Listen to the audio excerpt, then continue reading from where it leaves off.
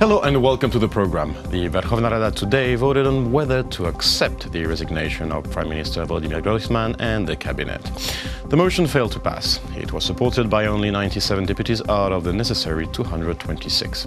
MP stated that the resignation of the head of government would lead to instability in a country where Russian military aggression continues. To discuss this, we welcome to our studio today Petro Burkovskiy. He's an analyst at Ilko Kucherev Democratic Initiatives Foundation. Hello, and thank you for joining us. So, first question, we're going to talk about the first days of Zelensky's presidency here. How would you rate the first days of Zelensky's presidency, and how would you describe, in general, his strategy? Well, before the elections happened, before his elections, and right after that, I had a feeling that we are witnessing the opening action of the very famous playwright of famous Ukrainian writer Nikolai Gogol, the Inspector General, when false Inspector General arrives into town, and the action starts when the strong man of this local city thought that the arriving young man is a representative of the central government, and they started to do some very silly things. But right now, I think what we are seeing could be the beginning of the other and quite modern sequel, the Young Pope. Right now, what we see that Zelensky appeared to be a kind of daredevil, or let's see, a quite strong and resolute leader who can take quite decisive actions. For instance, he did not hesitate to call for the early elections and for the dissolution of the parliament, and he demanded the resignation of the government. So these, in my opinion, these were quite a shocks for the political elite, no less shocks than it was his victory over Poroshenko and his landslide victory. So in a few words, just to sum it up, now we see that the beginning is quite promising and quite optimistic. However, we also see that despite Zelensky is taking decisive actions, there are certain reservations about how they would be developed, and would he will be able to maintain the same kind of political activity and pressure on the parliament. Which brings me to my next question. Is it possible exactly to have a continuity and continuous, let's say, mediatic, big things, like I'm thinking Saakashvili's return, I'm thinking all that kind of thing, and day after day after day you have this announcement. Is it possible in a long run to have that kind of strategy? Well, it's a challenge for any kind of politician, and really it's really a challenge for this kind of man who is novice in the politics, Zelensky. But however, if we look at his career as an actor and as a CEO of his media group and of his company, so he has an experience of managing a lot of complex things and managing for quite a long period of time. That means that he's a kind of hardworking person, and this industriousness will help him to endure the burden of the political leadership of the country. However, we also have to remember that you can, push certain things, but at the same time, in the situation like in Ukraine, you have to observe certain very specific rules. Protocol, let's say. Not only protocol, but you have to maintain, you must not to cross the certain red lines, and you have to know the limits of your power, especially if you are a president, if you are the president in the parliamentary, semi-parliamentary system in Ukraine. So there are limits for presidential power.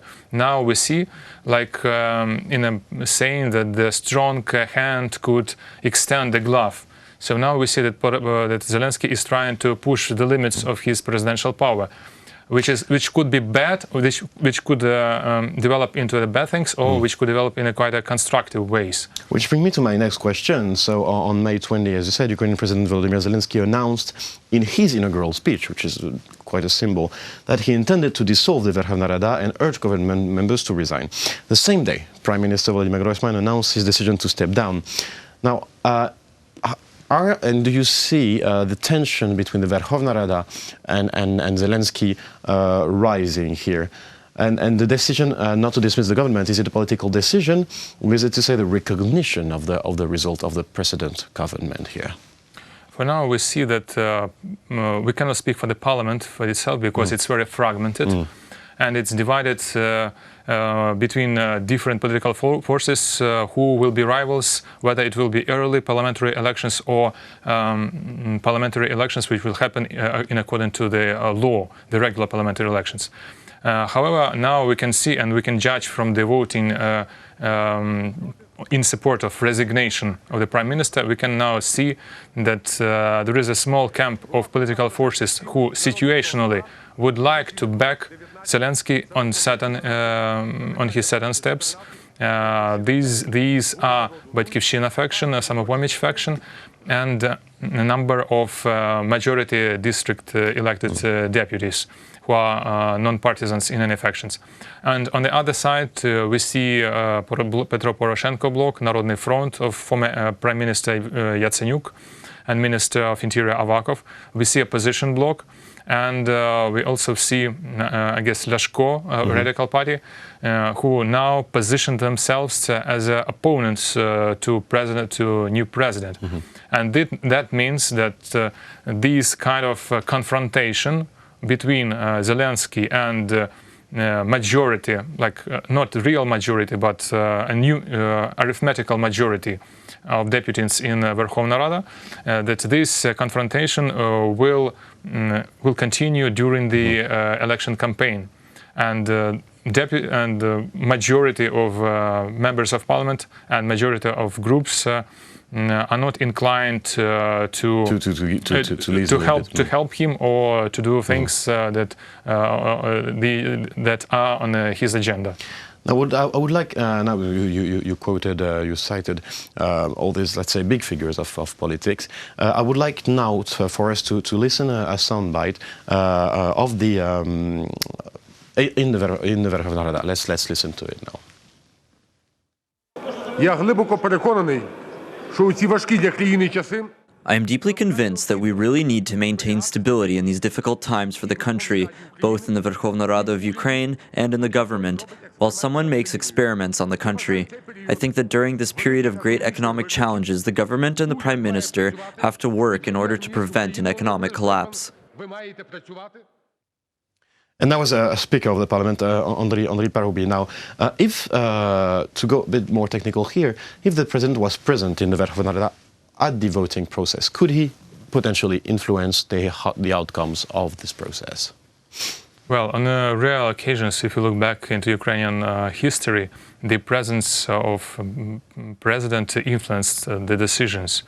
That means that President appears in a Verkhovna Rada either to see the approval of what was agreed before, or if there are some crucial votings and which can be changed by the very specific negotiations and imminent instant negotiations between the legislative, certain political parties and representatives of executive. Right now, I don't think that the presence of Zelensky would change this configuration of voting.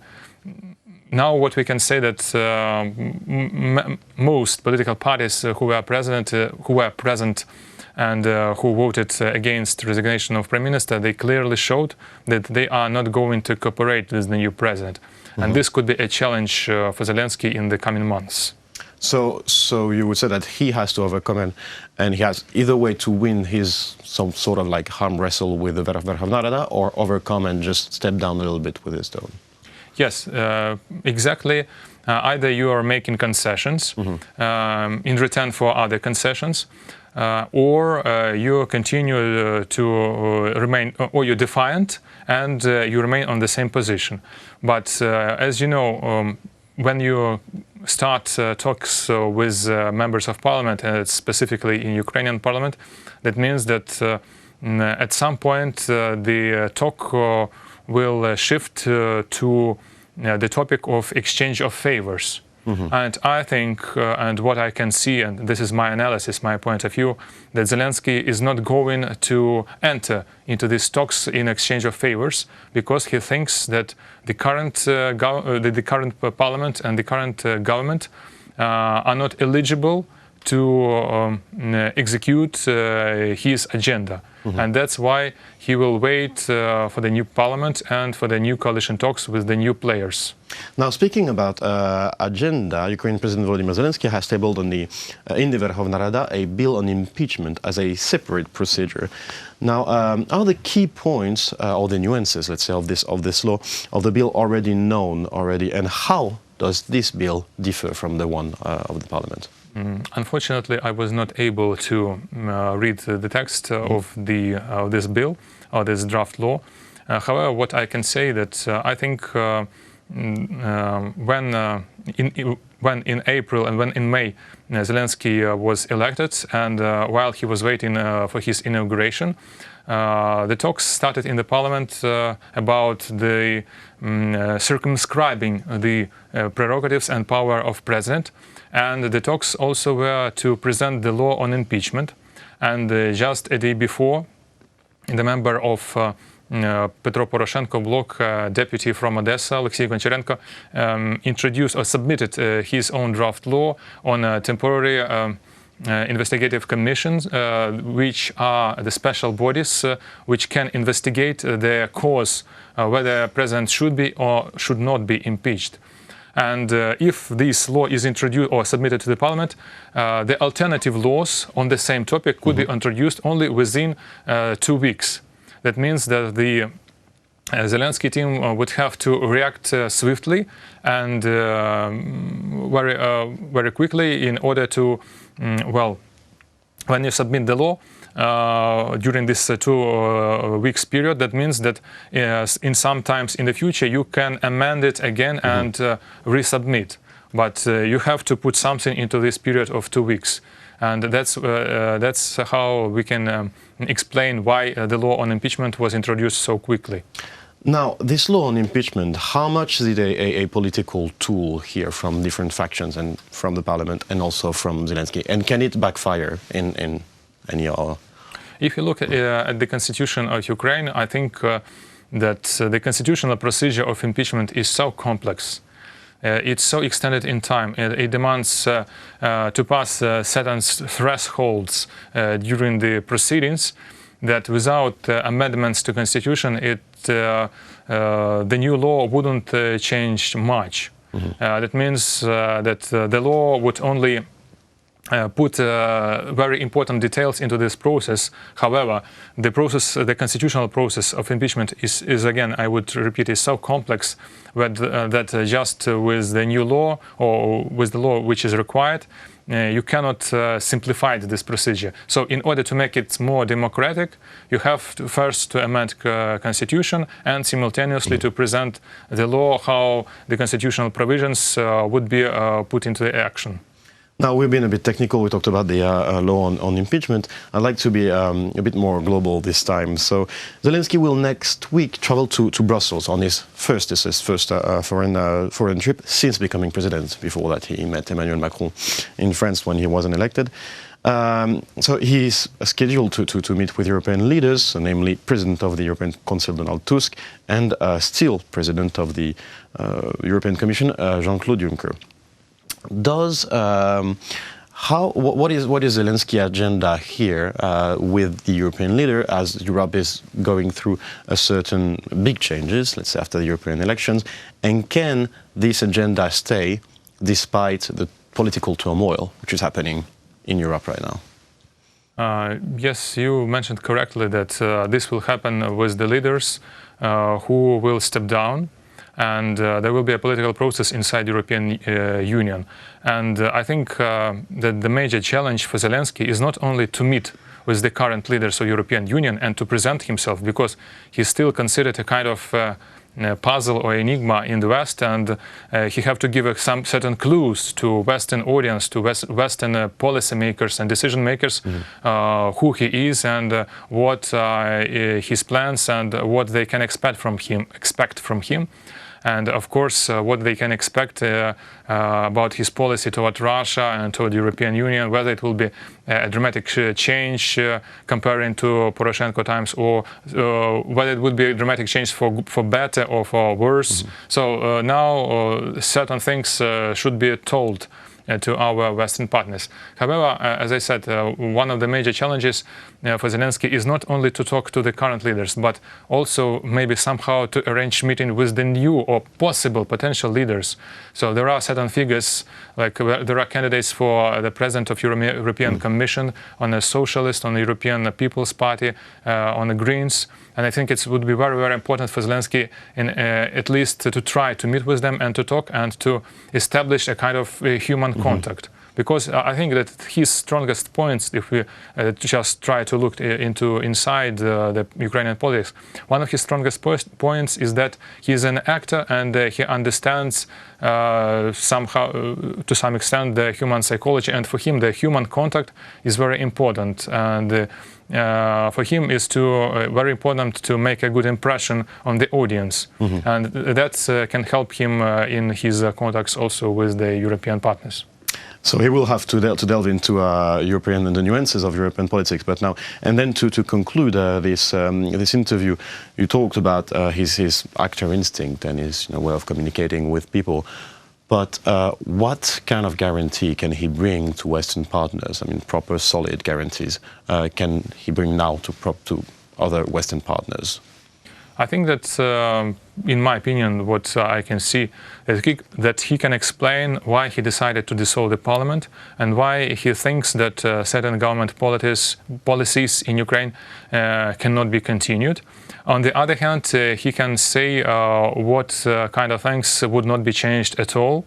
He can explain what is his view on the ways of resolution of conflict with Russia and his ways of deoccupation and reintegration of the occupied territories of Donbass, and how he sees the future diplomatic process of regaining Crimea, and maybe how he sees the place of Ukraine in the Europe, whether he would like to really to continue the Euro integration of Ukraine and to submit a formal request for entering into the European Union as it was promised by Petro Poroshenko, or maybe he had some certain kind of different approach toward this. So these things would be very important and would be very interesting for our European partners, but we shall see.